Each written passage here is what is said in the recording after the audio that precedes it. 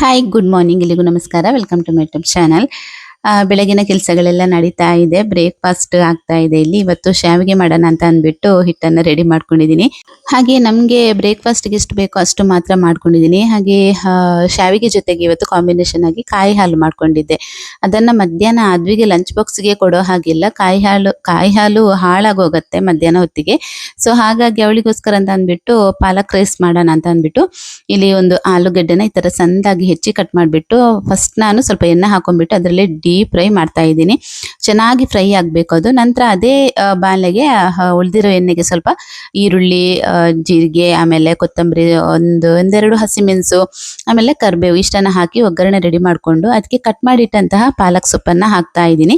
ನಂತರ ಫ್ರೈ ಮಾಡಿಟ್ಟಂತಹ ಆಲೂಗೆಡ್ಡೆ ಏನಿದೆ ನೋಡಿ ಅದನ್ನ ಕೂಡ ಹಾಕ್ತಾ ಇದ್ದೀನಿ. ಸ್ವಲ್ಪ ಜೀರಿಗೆ ಪುಡಿ, ಸ್ವಲ್ಪ ಕೊತ್ತಂಬರಿ ಪುಡಿ, ಆಮೇಲೆ ಒಂದು ಸ್ವಲ್ಪ ಅಚ್ಕಾರದ ಪುಡಿ ಅಷ್ಟನ್ನ ಹಾಕೊಂಡ್ಬಿಟ್ಟು ಸ್ವಲ್ಪ ಉಪ್ಪು ಹಾಕೊಂಡ್ಬಿಟ್ಟು ಇದನ್ನ ಚೆನ್ನಾಗಿ ಮಿಕ್ಸ್ ಮಾಡ್ಕೋಬೇಕು. ನಂತರ ಬೇಯಿಸಿಟ್ಕೊಂಡಿರುವಂತಹ ಅನ್ನನ ಇದ್ರ ಜೊತೆಗೆ ಸೇರಿಸೋದು. ಅನ್ನ ಬೇಯಿಸ್ಬೇಕಿದ್ದು ಸ್ವಲ್ಪ ಉಪ್ಪು ಹಾಕೊಂಡಿದ್ದೀನಿ ನಾನು. ಸೋನಾ ಮಸೂರಿ ರೈಸ್ನ ಇಲ್ಲಿ ನಾನು ಯೂಸ್ ಮಾಡಿರುವಂಥದ್ದು.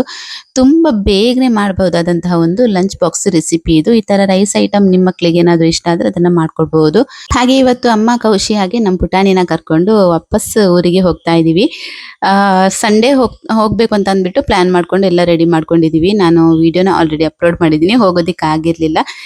ಇವತ್ತು ಕರ್ಕೊಂಡು ಹೋಗೋಣ ಅಂತ ಅಂದ್ಬಿಟ್ಟು ಇವಾಗ ಕರ್ಕೊಂಡು ಹೋಗ್ತಾ ಇದೀವಿ.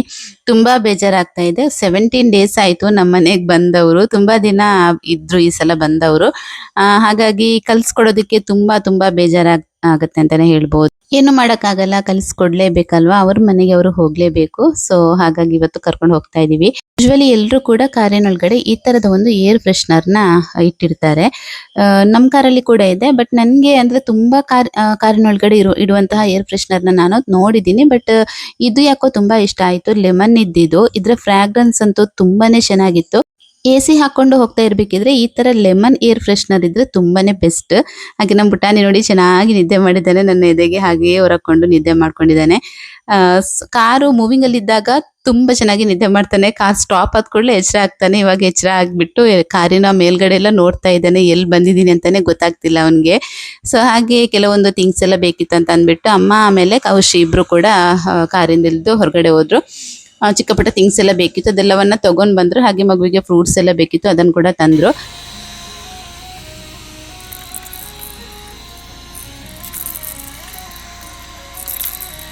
ಮನೆಗೆ ಹೋಗಿ ಅಡುಗೆ ಮಾಡಿಬಿಟ್ಟು ಊಟ ಮಾಡ್ಬೇಕಷ್ಟೇ. ನಮಗೆ ಬೇಗ ಹೊರಟಿದೀವಿ ನಮ್ಮ ಮನೆಯಿಂದ. ಆದ್ರೂ ಅಮ್ಮನ ಮನೆಗೆ ಹೋದ ಕೂಡಲೇ ಅಲ್ಲಿ ಅಡುಗೆ ಮಾಡಬೇಕು ಅಂತ ಅಂದ್ಬಿಟ್ಟು ಅಮ್ಮ ಫಿಶ್ ತರ್ತೀನಿ ಅಂತ ಹೇಳಿ ಮಾರ್ಕೆಟ್ಗೆ ಹೋದ್ರು. ಇವಾಗೆಲ್ಲ ಕ್ಯಾಂಡಿ ಫಿಶ್ ಇರೋದ್ರಿಂದ ಅಷ್ಟೊಂದು ಫ್ರೆಶ್ ಆಗಿ ಫಿಶ್ ಬರ್ತಾ ಇರ್ಲಿಲ್ಲ. ಏನೋ ಒಂದು ಸಿಕ್ತು ಅಂತ ಅಂದ್ಬಿಟ್ಟು ಅದನ್ನ ತಗೊಂಡ್ಬಂದ್ರು. ಸ್ವಲ್ಪ ಹೊತ್ತು ಹಾಗೆ ಕಾರ್ನ ನಿಲ್ಸ್ಕೊಂಡಿದ್ವಿ ಅಲ್ವಾ, ಆ ಟೈಮ್ನಲ್ಲಿ ಫುಲ್ ಸ್ವೆಟ್ ಆಗಿದ್ದಾನೆ ನಮ್ಮ ಪುಟಾಣಿ. ಯಾವಾಗ್ಲೂ ಅಷ್ಟೇನೆ ಅವನಿಗೆ ಮನೇಲಿ ಇರ್ಬೇಕಿದ್ರು ಅಷ್ಟೇನೆ 24 ಅವರ್ಸ್ ಅವನಿಗೆ ಫ್ಯಾನ್ ರನ್ನಿಂಗ್ ಅಲ್ಲಿ ಇರ್ಬೇಕಾಗತ್ತೆ. ಫ್ಯಾನ್ ಆಫ್ ಮಾಡಿದ ಕೂಡಲೇ ಈ ತರ ಫುಲ್ ತಲೆ ಎಲ್ಲ ಒಂದು ಸ್ವೆಟ್ ಆಗತ್ತೆ. ಇದು ಕಾಮನ್, ಈ ಏಜ್ ಅಲ್ಲಿ ಈ ತರ ಇರತ್ತೆ ಎಲ್ಲ ಮಕ್ಳಿಗೂ ಕೂಡ. ಸೊ ಏನು ಆಗಲ್ಲ. ಆದ್ರೂ ಸ್ವೆಟ್ ಆದಾಗ ನಮ್ಗೆ ಸ್ವಲ್ಪ ಕಿರಿಕಿರಿ ಅಂತ ಅನ್ಸತ್ತೆ. ಮಕ್ಳ ತಲೆ ಎಲ್ಲ ಸ್ವೆಟ್ ಆಗ್ತಾ ಇದ್ರೆ ಕೂದ್ಲೆಲ್ಲ ಯಾವಾಗ್ಲೂ ಒಂಥರ ಒದ್ದೆ ಇರೋ ತರನೇ ಫೀಲ್ ಆಗತ್ತೆ. ಇವಾಗ ಅಮ್ಮನ ಮನೆಗೆ ಬಂದ್ವಿ. ಇಲ್ಲಿ ಡೋರ್ ಓಪನ್ ಮಾಡೋದಕ್ಕೆ ಆಗ್ತಾ ಇಲ್ಲ ಅಮ್ಮನಿಗೆ. ನನ್ನ ಮಗನನ್ನ ಕರಿತಾ ಇದ್ರು, ಬಾ ಒಂದ್ಸಲ ಓಪನ್ ಮಾಡಿ ಕೊಡು ಅಂತ ಅಂದ್ಬಿಟ್ಟು. ಕೌಶಿ ಕೂಡ ಟ್ರೈ ಮಾಡಿದ್ಲು, ಅದು ತೆಗಿಯೋದಿಕ್ಕೇನೆ ಬರ್ತಾ ಇರ್ಲಿಲ್ಲ. ಅಂದ್ರೆ ತುಂಬಾ ದಿನಗಳಾಗಿತ್ತಲ್ವಾ, ಮಳೆ ಬೇರೆ ಸ್ವಲ್ಪ ಬರ್ತಾ ಇತ್ತು ಅವಾಗವಾಗ. ಸೊ ಆ ಒಂದು ಕಾರಣಕ್ಕಿರ್ಬಹುದು. ಇದು ಮರದ್ದು ಡೋರ್ ಅಲ್ವಾ, ಒಂದೊಂದ್ಸಲ ಈ ತರ ಆಗತ್ತೆ. ಬಂದ್ ಕೂಡ್ಲೆ ಫಸ್ಟ್ ಬೆಡ್ರೂಮ್ ಒಂದ್ಸಲ ಕ್ಲೀನ್ ಮಾಡ್ಕೊಳ್ಳೋಣ, ಮಗುನ ಮಲಗಿಸ್ಬೋದಲ್ವಾ ಅಂತ ಅಂದ್ಬಿಟ್ಟು ಇದನ್ನ ಕ್ಲೀನ್ ಮಾಡ್ತಾ ಇದೀವಿ. ತುಂಬಾ ದಿನ ಆಗಿತ್ತಲ್ವಾ, ಮನೆಗ್ ಬಾಗಿಲು ಹಾಕೊಂಡು ಬಂದಿದ್ರು. ವಾಪಸ್ ಬಂದ್ ನೋಡ್ಬೇಕಿದ್ರೆ ಕಂಪ್ಲೀಟ್ ಆಗಿ ಧೂಳು ತುಂಬಿತ್ತು. ಎಲ್ಲ ಕ್ಲೀನ್ ಮಾಡೋಷ್ಟರಲ್ಲಿ ತುಂಬಾನೇ ಟೈಮ್ ಹಿಡಿತು. ಹಾಗೆ ಅಮ್ಮ ಕಾಫಿ ಮಾಡ್ಕೊಂಡ್ರು. ಕಾಫಿ ಕುಡ್ದು ತಿಂಡಿ ಎಲ್ಲ ಇತ್ತು, ಸ್ವಲ್ಪ ಎಲ್ಲ ತಿನ್ಕೊಂಡು ಬನ್ ಕೂಡ ತಿನ್ಕೊಂಡು ಫಸ್ಟ್ ಕೆಲ್ಸನ ಶುರು ಮಾಡ್ಕೊಂಡ್ವಿ. ನಾನು ಒಂದು ಕೆಲಸ ಮಾಡ್ತಾ ಇದ್ರೆ ಕೌಶಿ ಇನ್ನೊಂದು ಕೆಲಸ ಮಾಡ್ತಾ ಇದ್ಲು. ಫಸ್ಟ್ ಬೆಡ್ರೂಮ್ ಒಂದ್ಸಲ ಕ್ಲೀನ್ ಮಾಡಿದ್ರೆ ಟೆನ್ಷನ್ ಇಲ್ಲ, ಆರಾಮಾಗಿ ಮಗು ಮಲಗ್ತಾನೆ ಅಂತ ಅನ್ಕೊಂಡಿದೀವಿ. ಹಾಗೆ ಮನೆಗ್ ಬಂದ್ ಕೂಡಲೇ ಸ್ಟಾರ್ಟ್ ಮಾಡಿದ್ದಾನೆ ಅಳೋದಿಕ್ಕೆ. ಏನಂತ ಗೊತ್ತಿಲ್ಲ, ಅದು ಏನೋ ಸ್ವಲ್ಪ ಅನ್ಕಂಫರ್ಟೇಬಲ್ ಫೀಲ್ ಆಗ್ತಾ ಇತ್ತು. ಮತ್ತೆ ನನ್ನ ದೊಡ್ಡಮ್ಮ ಮಾವಂದಿರೆಲ್ಲ ಬಂದ್ರಲ್ವಾ, ಅವರನ್ನ ನೋಡಿ ಅವ್ರದ್ದು ಗುರ್ತೇ ಮರ್ತೋಗಿದ್ದಾನೆ ಇವನು. ಒಂದು 15 ಡೇಸ್ ಅಲ್ಲೇ ಗುರ್ತು ಮರ್ತೋಗಿದ್ದಾನೆ. ಅವರೆಲ್ಲ ಹೇಳ್ತಾ ಇದ್ರು, ಇಷ್ಟು ಬೇಗ ನಮ್ಮನ್ನ ಮರ್ತಿಯಲ್ವಾ ಅತ್ತೆ ಮನೆಗೆ ಹೋಗ್ಬಿಟ್ಟು ಅಂತ ಅಂದ್ಬಿಟ್ಟು. ಅವರೆಲ್ಲರೂ ಬರ್ತಾ ಇದ್ರೆ ಇವನು ಜೋರಾಗಿ ಅಳ್ತಾ ಇದ್ದಾನೆ ಅವ್ರನ್ನ ನೋಡ್ಬಿಟ್ಟು. ನಮ್ಗೆ ಅಂತೂ ನಕ್ಕು ಸಾಕಾಗಿದೆ. ಅವನನ್ನ ಸಮಾಧಾನ ಮಾಡೋದೇ ಒಂದು ದೊಡ್ಡ ಕೆಲಸ. ಈ ಕ್ಲೀನಿಂಗ್ ಕೆಲಸದ ನಡುವೆ ಅವನನ್ನ ಸಮಾಧಾನ ಮಾಡೋದು ಅದೊಂದು ಕೆಲಸ ಆಯ್ತು. ಒಂದು 2 ಡೇಸ್ ಅದೇ ರೀತಿ ಅಳ್ತಾ ಇದ್ದ ಅಂತ ಹೇಳ್ತಾ ಇದ್ಲು ಕೌಶಿ. ಮತ್ತೆ ಇವಾಗ ಸೆಟ್ ಆಗಿದ್ದಾನೆ ಅಂತ ಹೇಳ್ತಾ ಇದ್ಲು. ಹಾಗೆ ಅಂದ್ರೆ ನಮ್ಮನ್ನ ನೋಡಿದಾಗ ಏನೋ ನಾವು ಎಷ್ಟು ದಿನ ಬಿಟ್ಟು ಹೋದ್ರು ಕೂಡ ಏನೋ ನಮ್ಮನ್ನ ನೋಡಿ ಗುರ್ತು ಹಿಡಿಯೋದೇ ಇರಲ್ಲ, ಅವನು ಅಳಲ್ಲ. ಯಾಕಂತ ಹೇಳಿದ್ರೆ ವಿಡಿಯೋ ಕಾಲಲ್ಲೆಲ್ಲ ಮಾತಾಡ್ತಾ ಇರ್ತೀವಲ್ವಾ, ಸೊ ಹಾಗಾಗಿ ಒಂಥರ ಗುರ್ತಿರೋ ತರನೇ ಇರ್ತಾನೆ. ಹಾಗೆ ಅವರನ್ನೆಲ್ಲ ಬಿಟ್ಟು ಬಂದಾಗ ತುಂಬಾ ಬೇಜಾರಾಗಿತ್ತು. ಮಗುನ ಬಿಟ್ಟು ಬರೋದಕ್ಕಂತೂ ಮನ್ಸೇ ಬರ್ಲಿಲ್ಲ. ಆದ್ರೂ ಏನು ಮಾಡಕ್ಕಾಗಲ್ಲ ಅಂತ ಅಂದ್ಬಿಟ್ಟು ನಾನು ಹಾಗೆ ಮಗ ವಾಪಸ್ ಬಂದ್ವಿ. ಹಾಗೆ ನೆಕ್ಸ್ಟ್ ಡೇ ಬೆಳಿಗ್ಗೆಯಿಂದ ವಾಪಸ್ ಇಲ್ಲಿ ನಾನು ಲಾಗ್ನ ಕಂಟಿನ್ಯೂ ಮಾಡ್ತಾ ಇದ್ದೀನಿ. ಇವತ್ತು ತಿಂಡಿಗೆ ಪಲಾವ್ ಮಾಡ್ಕೊಂಡಿದ್ದೆ. ಹಾಗೆ ಅದಕ್ಕೆ ಕಾಂಬಿನೇಷನ್ ಆಗಿ ನಾನು ಸಲಾಡ್ ಕೂಡ ಮಾಡ್ಕೊಂಡಿದ್ದೆ. ಈ ತರ ರೈಸ್ ಐಟಮ್ ಏನಾದ್ರು ಮಾಡಿದ್ರೆ ಮಧ್ಯಾಹ್ನ ಆದ್ವಿಗೆ ಲಂಚ್ ಬಾಕ್ಸ್ಗೆ ಕೂಡ ಅದನ್ನೇ ಕೊಡ್ತೀನಿ. ಬೇರೆ ಸಪ್ರೇಟ್ ಆಗಿ ನಾನು ಅನ್ನ ಸಾರು ಈ ತರ ಎಲ್ಲ ಮಾಡೋದಕ್ಕೆ ಹೋಗಲ್ಲ.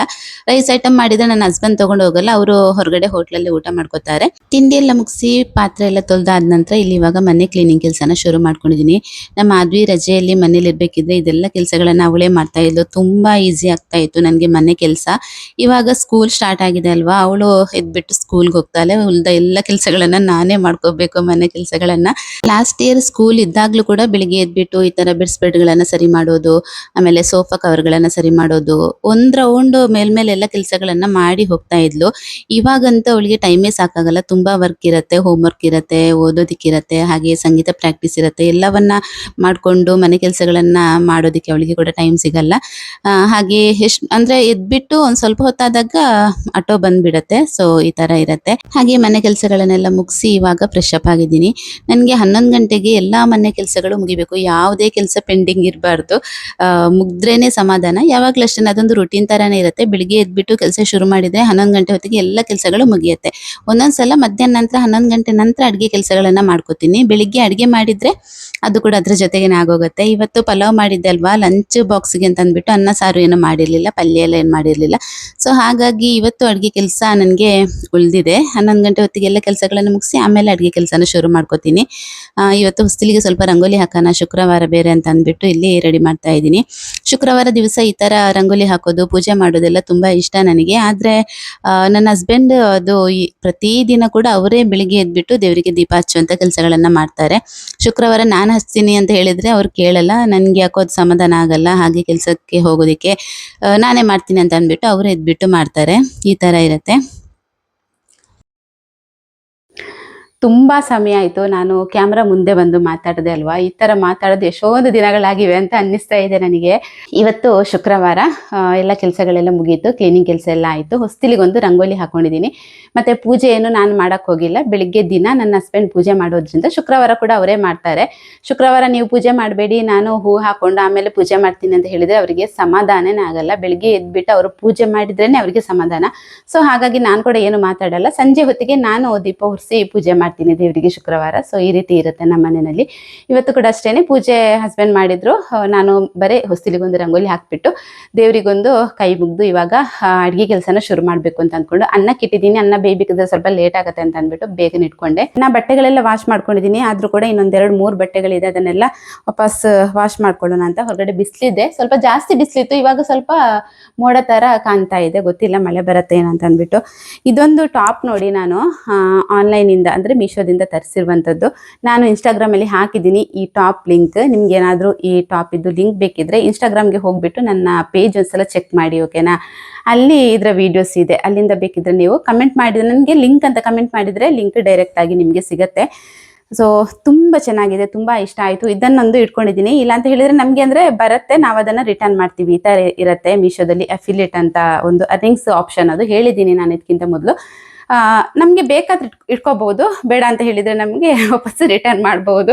ಸೊ ಹಾಗಾಗಿ ಬಂದದ್ದೆಲ್ಲವನ್ನ ಇಟ್ಕೊಂಡ್ರೆ ಆದೀತಾ ಅಲ್ವಾ. ಸೊ ಹಾಗಾಗಿ ಕೆಲವೊಂದು ಇಷ್ಟ ಆಗಿರುವಂತಹ ಪ್ರಾಡಕ್ಟ್ನ ಇಟ್ಕೋತೀನಿ. ಇದಂತೂ ನನಗೆ ತುಂಬಾ ಇಷ್ಟ ಆಯ್ತು ನೋಡಿ.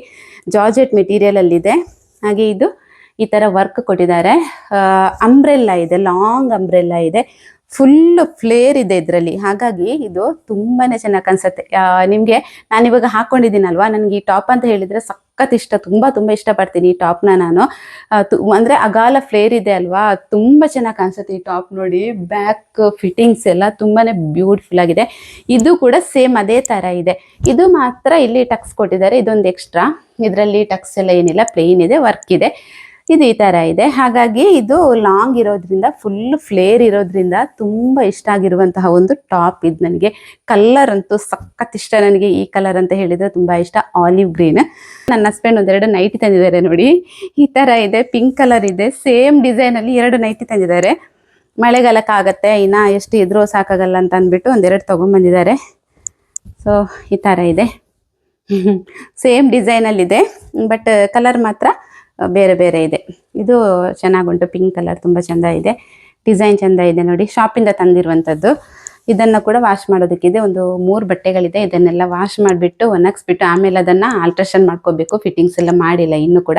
2 ದಿನದ ಲಾಗ್ನ ಇಲ್ಲಿ ಇವತ್ತು ಅಪ್ಲೋಡ್ ಮಾಡಿದ್ದೀನಿ. ಹಾಗೆ ಈ ಲಾಗ್ನ ಇಲ್ಲಿಗೆ ಎಂಡ್ ಮಾಡ್ತಾ ಇದ್ದೀನಿ. ನೆಕ್ಸ್ಟ್ ಡೇ ಮಾಡಿರುವಂತಹ ಲಾಗ್ನ ನೆಕ್ಸ್ಟ್ ಅಪ್ಲೋಡ್ ಮಾಡ್ತೀನಿ ನಾನು. ಇವತ್ತಿನ ಲಾಗ್ ನಿಮ್ಗೆ ಇಷ್ಟ ಆದ್ರೆ ವಿಡಿಯೋಗೊಂದು ಲೈಕ್, ಶೇರ್, ಕಮೆಂಟ್ ಮಾಡಿ. ಸಿಗ್ತೀನಿ ನೆಕ್ಸ್ಟ್ ಲಾಗಲ್ಲಿ. ಅಲ್ಲಿ ತನಕ ಎಲ್ಲರೂ ಆರೋಗ್ಯವಾಗಿರಿ. ಟೇಕ್ ಕೇರ್, ಬಾಯ್.